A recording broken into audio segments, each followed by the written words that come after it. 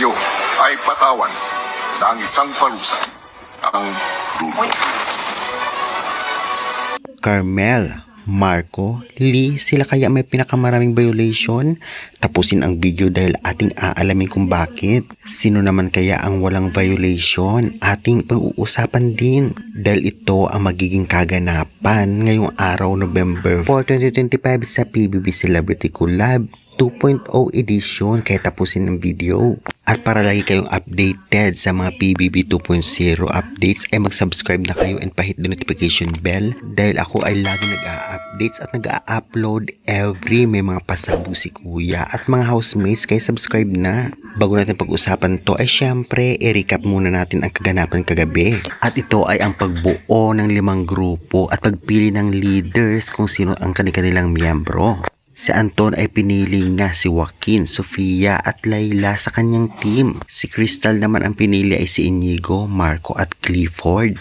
Si Carmel naman ang pinili ay si Heath, Rave at Caprice. Ang pinili naman ni Rack ay si Waynona, Fred at Princess. At ang mga natirang hindi napili ay napunta naman dito kay Miguel, sina Eliza, Lee at Ashley.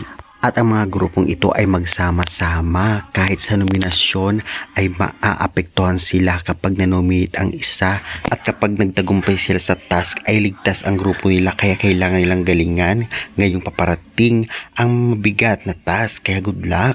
Samantala pag-usapan naman natin ang magaganap na ngayon November 4, 2025 sa PBB. Palaisipan pa rin kung sino-sino nga ba ang nakakuha ng maraming violation dahil papatawan ni Kuya ng parusa ang mga lumabag sa kanyang polisiya, at parang hindi naman mabigat na masyado ang kanila mga violation dahil halos lahat ata sila ay magbubuhat lang ng rules book.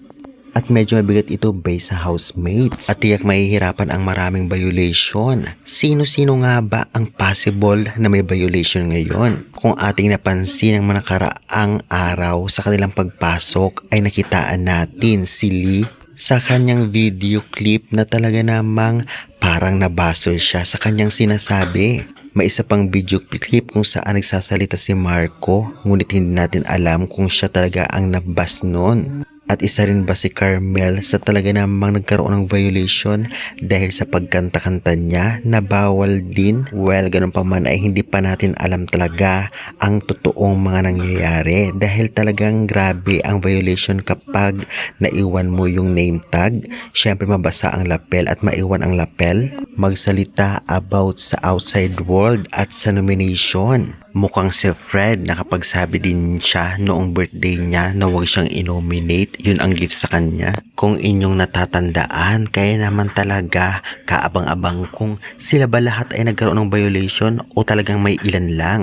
Marami rin nagsasabing mukhang ligtas si Caprice sa violation dahil mukhang ingat na ingat siya sa mga gamit, at syempre talagang baka binasa niya yung rules book. Gan pa man ay hindi natin alam, abangan na lang natin. Kaya guys, para sa inyo, sila bang lahat talaga ay may violation based sa sinabi ni Kuya? O sino sa tingin nyo ang may mga violation lang at maraming violation? I-name drop nyo na yan dyan sa comment section. And pa-subscribe naman dito sa channel ko dahil lagi ako nag-a-upload ng mga latest update about sa PBB Celebrity 2.0 edition. Kaya naman syempre subscribe na at maraming salamat sa suporta nyo.